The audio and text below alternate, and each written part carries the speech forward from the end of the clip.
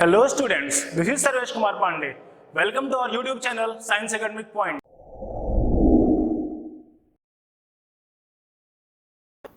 तो चलिए स्टूडेंट्स शुरू करते हैं इलेक्ट्रिसिटी। बेसिकली आप देख सकते हैं इलेक्ट्रिसिटी इलेक्ट्रॉन वर्ड से मिलकर के बना हुआ है। इलेक्ट्रॉन एक ग्रीक वर्ड है जिसका मतलब होता है एम्बर। अब थोड़ा सा एम्बर के बारे में जानते हैं। ये एम्बर पहले काफी समय पहले एंशिएंट टाइम के लोग ज्वेलरी के रूप में यूज करते थे। क्या था ये? एक येलोइश हार्ड सब्सटेंस था, इसे लोग ज्वेलरी के रूप में यूज करते थे। और क्या खास बात थी इस एम्बर की? अक्सर पार्टीज में जब बड़े लोग काफी बोर हो जाया करते थे तो एम्बर से रब करने के बाद जब वो लोग फ्रॉक्स को टच करते थे तो वो फ्रॉक्स एम्बर की वजह से अट्रैक्ट हुआ करते थे और इसलिए वो माने कि एम्बर के पास ऐसी कोई प्रॉपर्टी है जिससे चीजें अट्रैक्ट होती हैं। ये सेम चीज हम देख पाते हैं अगर हम ड्राई हेयर को रब करें कॉम्ब या फिर पेन से तो वो पेपर के स्मॉल पीसेस को अट्रैक्ट करता है। फिर ये माने जाने लगा कि हर एक चीज में इलेक्ट्रॉन्स पाए जाते हैं, मतलब एम्बर वाली प्रॉपर्टी। तो अब आज के टाइम पे इलेक्ट्रॉन क्या जानते हैं हम लोग? आज के टाइम पे जानते हैं कि हर एक सब्सटेंस एटम से मिलकर बना होता है। एटम के इनसाइड ये न्यूक्लियस होता है और एटम के न्यूक्लियस के बाहर इलेक्ट्रॉन्स रिवॉल्व करते रहते हैं। हम जानते हैं कि न्यूक्लियस प्रोटॉन और न्यूट्रॉन से मिलकर बना है। प्रोटॉन जो कि पॉजिटिवली चार्ज होता है और न्यूट्रॉन न्यूट्रल होता है। ध्यान दें, न्यूट्रॉन नेगेटिव चार्ज नहीं होता है, न्यूट्रॉन न्यूट्रल होता है। और न्यूक्लियस के बाहर इलेक्ट्रॉन जो कि हम कहते हैं कि नेगेटिव चार्ज होता है। तो थॉमसन मॉडल ऑफ एटम ये बता ना पाया अच्छे से। उसके बाद रदरफोर्ड आए, उन्होंने अच्छे से एक्सप्लेन किया इलेक्ट्रॉन क्या होता है, प्रोटॉन क्या होता है, न्यूट्रॉन क्या होता है और उनके अलग अलग मॉडल्स। लेकिन एक बात, एक गेम जो वहीं रुक गई थी, कभी भी इस बात पे चर्चा नहीं हुई थी कि चार्ज आखिर क्या होता है। What is the definition of charge? हम बस जानते थे कि इलेक्ट्रॉन के पास नेगेटिव चार्ज है, प्रोटॉन के पास पॉजिटिव है, न्यूट्रॉन न्यूट्रल है, लेकिन हम ये नहीं जानते थे कि चार्ज आखिर है क्या। चार्ज आप ये समझें जिस तरह एक मास प्रॉपर्टी होती है, लेंथ प्रॉपर्टी होती है, टाइम एक प्रॉपर्टी होती है फिजिक्स की, वैसे भी एक चार्ज प्रॉपर्टी होती है। एक एक्यूरेट डेफिनेशन ना तो मास के अवेलेबल है, ना लेंथ का, ना टाइम का और ना ही चार्ज का। फिर भी चार्ज को हम जानते हैं आखिर चार्ज क्या होता है। चार्ज कैसे हम कहते हैं कि प्रोटॉन पॉजिटिवली चार्ज है, क्यों हम कहते हैं इलेक्ट्रॉन नेगेटिवली चार्ज है और क्यों कहते हैं न्यूट्रॉन न्यूट्रल है। उसके पहले हम आपको बता दें कि ये एटम्स आखिर कितने छोटे होते हैं। तो एक जनरल आइडिया देते हैं हम आपको। ऑलमोस्ट 6 बिलियन है पूरे वर्ल्ड की पॉपुलेशन। अगर हम 6 बिलियन एटम्स को एक के बाद एक अरेंज करें तो मात्र एक 60 सेंटीमीटर लेंथ मिलेगी हमको, करीबन इसके ऑर्डर की। तो आप सोच सकते हैं अगर हम 6 बिलियन एटम्स को एक के बाद एक रखें तो सिर्फ 60 सेंटीमीटर एक लेंथ मिलती है हमको। इससे आप जान सकते हैं कितना छोटा आखिर एक एटम होता होगा। तो एटम के बारे में और जानकारी है यहाँ पे बोर्ड पे लिखी हुई है। यहाँ पे है mass of proton almost equal होता है मास ऑफ न्यूट्रॉन के, ऑलमोस्ट इक्वल होता है मास ऑफ न्यूट्रॉन के। तो इसलिए मैं यहाँ पे ये हटा करके ये साइन लगा दूंगा, मतलब ऑलमोस्ट इक्वल होता है मास ऑफ न्यूट्रॉन के और वो होता है 1.67 cross 10 to the power -27 kilogram. ये होता है mass of electron 9.1 cross 10 to the power -31 kilogram. ये आज की डिस्कवरी बताती है हम लोग को कितना है mass, 9.1 cross 10 to the power -31 kilogram. अगर आप इस मास को कंपेयर करें इस मास से तो ये जो रेशियो आता है ये आता है 1840 टाइम्स, अबाउट 2000 टाइम्स। मतलब इलेक्ट्रॉन का मास प्रोटॉन या न्यूट्रॉन के मास से 2000 गुना, लगभग 2000 गुना कम होता है। तो अगर हम दो इलेक्ट्रॉन्स को हम 1 सेंटीमीटर की दूरी पर रखें तो न्यूटन के अकॉर्डिंग उनके बीच में ग्रेविटेशनल फोर्स कितना लगना चाहिए? ये रहा G, capital G 6.67 cross 10 to the power -11 into m1 m2। चूंकि दोनों इलेक्ट्रॉन का मास सेम है तो हमने m का स्क्वायर कर दिया है 9.1 क्रॉस 10 टू द पावर -31 का होल स्क्वायर, और 1 सेंटीमीटर की दूरी अगर हम मीटर में कन्वर्ट करें 10 टू द पावर -2 और ये रहा स्क्वायर। तो इस फॉर्मूले के अकॉर्डिंग जो वैल्यू आती ग्रेविटेशनल फोर्स की दो इलेक्ट्रॉन्स के बीच वो आती है 5.5 क्रॉस 10 टू द पावर -67। एक बहुत ही लोवेस्ट या बहुत ही कम वैल्यू है ग्रेविटेशनल फोर्स की। अब ये तो हम ये चाहते थे इतना फोर्स आए हमारे थ्योरी के अकॉर्डिंग। क्यों? क्योंकि अगर हम इलेक्ट्रॉन के बारे में नहीं जानते हैं या चार्ज के बारे में नहीं जानते हैं तो दो इलेक्ट्रॉन के बीच एक ग्रेविटेशनल फोर्स ही रह जाता है, और हम जानते हैं कि gravitational force is always attractive in nature. So इस फोर्स के आगे मैं एक वर्ड लिख दे रहा हूं, अट्रैक्टिव। अट्रैक्शन का मतलब होता है एक दूसरे के पास आना। लेकिन जो ऑब्जर्व्ड फोर्स था, जो एक्सपेरिमेंट के द्वारा पता चला, वो आया force 2.3 cross 10 to the power -24 newton. ध्यान देना, ये वैल्यू है 10 टू द पावर -67 और ये वैल्यू है 10 टू द पावर -24।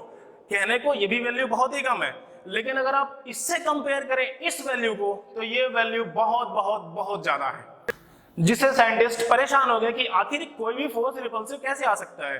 क्योंकि ग्रेविटेशनल फोर्स के अकॉर्डिंग न्यूटन ने बोला था कि हर एक दो बॉडी इस यूनिवर्स में एक दूसरे को अट्रैक्ट करती है, लेकिन यहां पर दो इलेक्ट्रॉन्स एक दूसरे को रिपेल कर रहे थे, और यह सबसे बड़ी समस्या थी।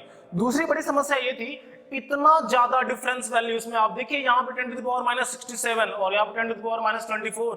This force is way way way greater than this force. तो ये रिपल्सिव फोर्स था, ये अट्रैक्टिव फोर्स था। सेम एक्सपेरिमेंट दो प्रोटॉन्स के बीच में कंक्लूड किया गया। ग्रेविटेशनल फोर्स से बहुत ही ज्यादा वैल्यू फोर्स की आ रही थी जो ऑब्जर्व कर रहे थे, और दो प्रोटॉन्स का फोर्स भी रिपल्सिव आ रहा था, अट्रैक्टिव नहीं आ रहा था, रिपल्सिव आ रहा था। लेकिन न्यूटन बोल के गए थे कि दो प्रोटॉन्स एक दूसरे को अट्रैक्ट करेंगे, उनकी बात भी सही थी, वो ग्रेविटी के अकॉर्डिंग बोल के गए थे। लेकिन यहाँ ग्रेविटेशनल फोर्स के साथ साथ एक और फोर्स आ रहा था प्ले में, जो यहां भी आ रहा था प्ले में, और वो फोर्स का नाम है इलेक्ट्रिक फोर्स। हाँ, और इलेक्ट्रिक फोर्स जिस प्रॉपर्टी की वजह से दो इलेक्ट्रॉन्स के बीच में आता है, इलेक्ट्रिक फोर्स जिस प्रॉपर्टी की वजह से दो इलेक्ट्रॉन या दो प्रोटॉन के बीच में आता है, हम लोग उस प्रॉपर्टी को बोलते हैं इलेक्ट्रिक चार्ज। और यहां से डेफिनेशन आता है इलेक्ट्रिक चार्ज का। इलेक्ट्रिक चार्ज क्या है? हम जानते हैं कि इलेक्ट्रॉन, प्रोटॉन और न्यूट्रॉन फंडामेंटल पार्टिकल्स होते हैं, और ये फंडामेंटल पार्टिकल्स जो वैल्यू आनी चाहिए थी उसको ना दिखा करके एक अलग वैल्यू दिखा रहे थे अपने बीच। तो हम लोगों ने ये कंक्लूड कर लिया कि इलेक्ट्रॉन्स और प्रोटॉन्स के पास एक और प्रॉपर्टी होती है बजाय मास के। मास भी तो होता है, लेकिन उसके अलावा एक और प्रॉपर्टी होती है। हमने उस प्रॉपर्टी का नाम दिया चार्ज, उस प्रॉपर्टी का नाम दिया इलेक्ट्रिक चार्ज। और जो एक्स्ट्रा फोर्स इन दोनों के बीच में आ रहा था, हमने इस ऑब्जर्व्ड फोर्स का नाम दे दिया इलेक्ट्रिक फोर्स। यहां से आती है इलेक्ट्रिक फोर्स की बात। हम लोग अक्सर इस फोर्स को इलेक्ट्रोस्टैटिक फोर्स कहते हैं, इलेक्ट्रिक फोर्स ना करके कहा करके इलेक्ट्रोस्टैटिक फोर्स कहते हैं। हम आपको बता दें, स्टैटिक वर्ड अक्सर इंटरमीडिएट में यूज होता है, 9th 10th में यूज नहीं होने वाला टर्म है ये। स्टैटिक वर्ड का मतलब होता है एट रेस्ट। जनरली वर्ड मैंने बोला है, जनरली हम इलेक्ट्रिक फोर्स की बात एट रेस्ट करते हैं, जब इलेक्ट्रॉन्स प्रोटॉन्स रेस्ट पे होते हैं, और हम लोग इसलिए इस फोर्स का नाम इलेक्ट्रोस्टैटिक फोर्स कहते हैं। आपकी जानकारी के लिए बताते हैं, हम आगे पढ़ेंगे, अगर कोई इलेक्ट्रॉन मोशन में आता है तो उसके पास कुछ मैग्नेटिक प्रॉपर्टी भी होती है, लेकिन हम ये अगले चैप्टर में डिस्कस करने वाले हैं। तो रहे होंगे कि हम ये हमेशा चार्ज वर्ड को इतना डीप में क्यों पढ़ रहे हैं। अगर आप एनसीईआरटी खोलें तो वहां चार्ज वर्ड के बारे में इतनी चर्चा नहीं है। एनसीईआरटी में इलेक्ट्रिसिटी चैप्टर में डायरेक्ट उन्होंने करंट से स्टार्ट कर दिया। करंट मतलब होता है charge at motion, electrodynamics, dynamics word का मतलब होता है एट मोशन, तो वो लोग स्टार्ट करते हैं डायरेक्टली इलेक्ट्रोडायनेमिक्स। लेकिन आपको हम बताते हैं, जब आप 11th क्लास में जाएंगे या 12th क्लास में, बेसिकली सीबीएसई के अकॉर्डिंग 12th क्लास में जब आप जाएंगे, तो 12th क्लास में स्टार्ट होगा पहला चैप्टर इलेक्ट्रोस्टैटिक। वहां पे चार्ज के बारे में पढ़ना पड़ेगा, लेकिन 12th लेवल की कुछ चीजें जो हम अभी पढ़ सकते हैं, हम कोशिश करेंगे कि अभी पढ़ लें। कारण क्या होता है, जैसे जैसे कंपटीशन आगे बढ़ रहा है, हम ये देख रहे हैं कि वो क्वेश्चन जो पहले कभी 11th 12th से पूछे करते थे, अब वही सारे क्वेश्चन 9th 10th के बोर्ड से पूछे जा रहे हैं। देखिए, बोर्ड में पूछे जा रहे हैं, कंपटीशन में नहीं। तो आप सोच सकते हैं कि 9th 10th के बाद जो आप कंपटीशन देंगे उसमें किस लेवल के क्वेश्चन होंगे। हो सकता है कि नीट लेवल के क्वेश्चन जो बिल्कुल थोड़े लो लेवल के होते हैं, हो सकता है वो 10th में इंट्रोड्यूस कर दें। तो जरूरी है हमें कि हम इतने बेस से स्टार्ट करें कि 10th लेवल तक हमारा टोटल कमांड रहे पूरे सब्जेक्ट पे। इसलिए हम चार्ज को इतना डीपली डिस्कस कर रहे हैं। चार्ज को इतना डीपली डिस्कस करना इसलिए भी जरूरी था। एक और बात थी, हम इलेक्ट्रिक करंट पढ़ने वाले थे, फिर हम जानने वाले थे कि इलेक्ट्रिक करंट क्यों होता है। क्यों? क्योंकि इलेक्ट्रॉन के मोशन की वजह से। लेकिन हम इलेक्ट्रॉन को तो जाने नहीं, इलेक्ट्रॉन को जानने के लिए चार्ज जरूरी था, उसके साथ साथ प्रोटॉन जानना भी जरूरी था। इसलिए मैं पहले इलेक्ट्रिक चार्ज को अच्छे से एक्सप्लेन कर रहा हूं। साथ साथ अगर आपको और डिटेल में जानना है और कन्फाइन करना है चीजों को, तो आप क्लास 9th की एनसीईआरटी उठा करके थॉमसन मॉडल, रदरफोर्ड मॉडल और नील्स बोर मॉडल एक बार फिर से देख सकते हैं, अच्छे से कन्फाइंड रूप से देखने के लिए इसको। क्यों? क्योंकि वहां पर अच्छे से बताया है प्रोटॉन क्या होता है, न्यूट्रॉन क्या होता है, इलेक्ट्रॉन क्या होता है, उस पर चार्ज क्या होता है, चार्ज की वैल्यू कितनी होती है, वगैरह वगैरह वगैरह। और जो कॉम्पिटिटिव एग्जाम्स 10th के बाद आते हैं उसमें आपको हो सकता है काफी मदद करने वाला है।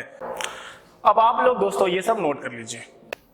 तो अब तक के लेक्चर का जो सेंट्रल पॉइंट ये निकल के आया कि 2 इलेक्ट्रॉन्स रिपेल करेंगे, 2 प्रोटॉन्स रिपेल करेंगे। प्रोटॉन और इलेक्ट्रॉन उसी एक्सपेरिमेंट के द्वारा अट्रैक्शन कर रहे थे, हालांकि ये सिर्फ ग्रेविटेशनल अट्रैक्शन नहीं था, इसमें इलेक्ट्रोस्टैटिक अट्रैक्शन भी थी। 2 न्यूट्रॉन्स आपस में अट्रैक्ट करेंगे, लेकिन ध्यान रहे ये बात सिर्फ ग्रेविटेशनल अट्रैक्शन पे रहेगी, यहाँ पर कोई भी इलेक्ट्रिक फोर्स अप्लाई नहीं होता है। यहाँ पे हम देख सकते हैं कि प्रोटॉन और न्यूट्रॉन जी, एक पॉजिटिव चार्ज और एक न्यूट्रल चार्ज, अट्रैक्शन होता है। नेगेटिव चार्ज और एक न्यूट्रल चार्ज के बीच में क्या होता है? अट्रैक्शन। इन सारे पॉइंट्स का जो सेंट्रल पॉइंट है आप देख सकते हैं, 2 सेम टाइप के चार्जेस रिपेल कर रहे हैं, 2 सेम टाइप के चार्जेस रिपेल कर रहे हैं, लेकिन जहां चार्जेस की प्रॉपर्टी अपोजिट या अलग है वहां पे अट्रैक्शन हो रहा है। एक जगह ग्रेविटेशन है, बाकी तीनों जगह दोनों, ग्रेविटेशनल प्लस इलेक्ट्रोस्टैटिक। तो जो सेंट्रल पॉइंट निकल के आता है हम लिख सकते हैं like charges repel each other while unlike charges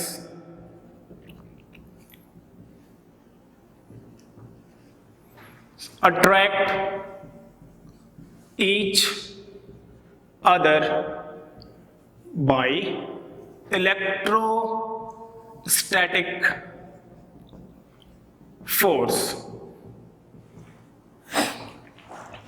note कर लीजिए इसे। चार्ज के डिस्कवरी का क्रेडिट थेल्स ऑफ मेलिटस को जाता है 600 BC, मतलब आज से करीब 2600 साल पहले उन्होंने डिस्कवर किया था चार्ज को। हालांकि उन्होंने चार्ज को डिफाइन नहीं किया था, बस बताया था कि किसी भी सब्सटेंस में या कुछ सब्सटेंस में, स्पेसिफिक सब्सटेंस में, जैसे कि एम्बर हम पहले चर्चा कर चुके हैं, एक प्रॉपर्टी होती है जो कि अननोन थी। बाद में बेंजामिन फ्रैंकलिन ने इसे इलेक्ट्रिक फायर बोला, एम्बर का फायर, इलेक्ट्रिक फायर।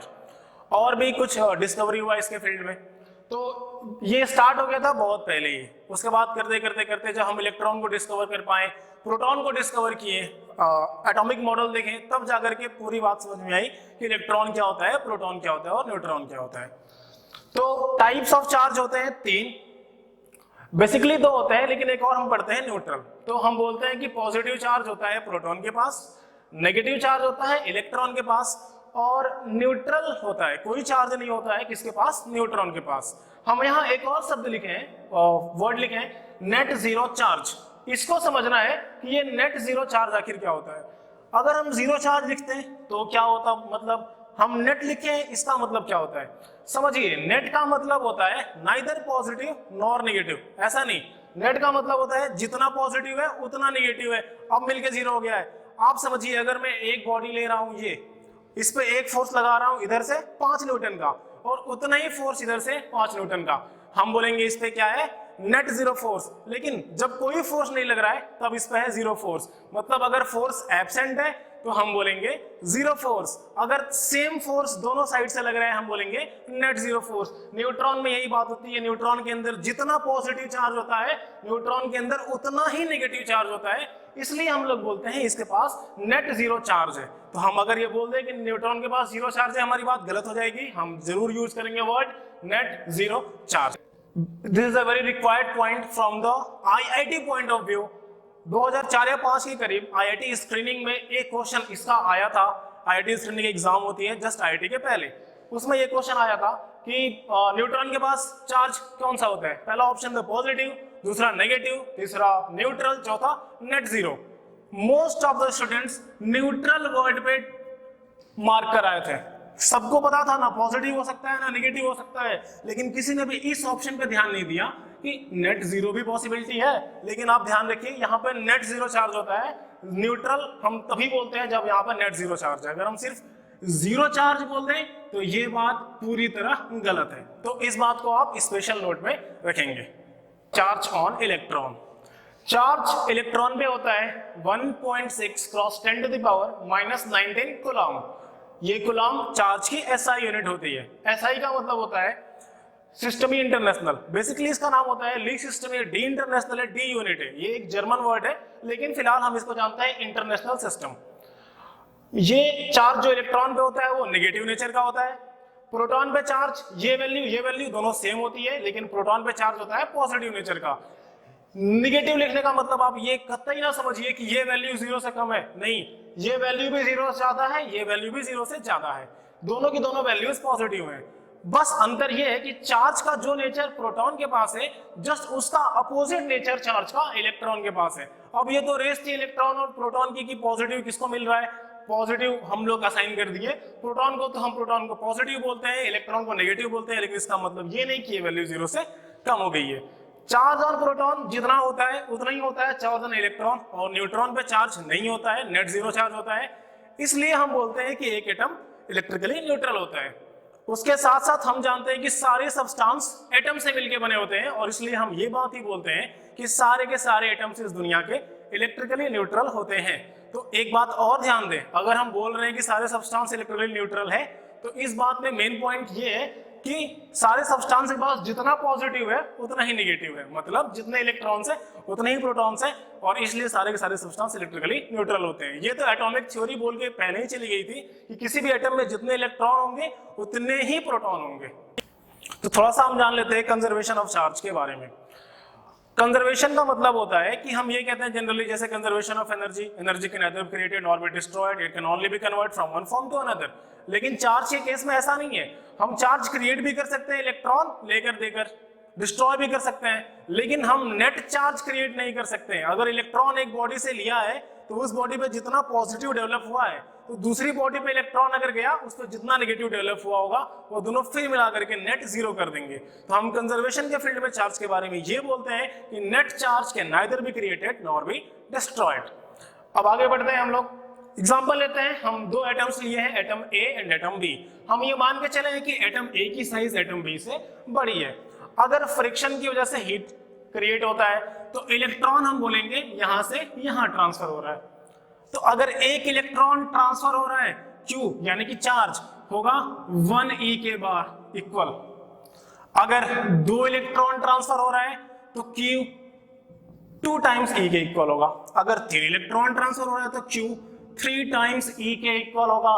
अगर n इलेक्ट्रॉन ट्रांसफर हो रहा है तो Q n टाइम्स E के इक्वल होगा। और ये फॉर्मूला बन के आ गया Q is equal to NE, जहां पे n है number of electron transferred and E is the charge on electron, which is equal to 1.6 cross 10 to the power minus 19 coulomb. It is also known as fundamental charge or elementary charge.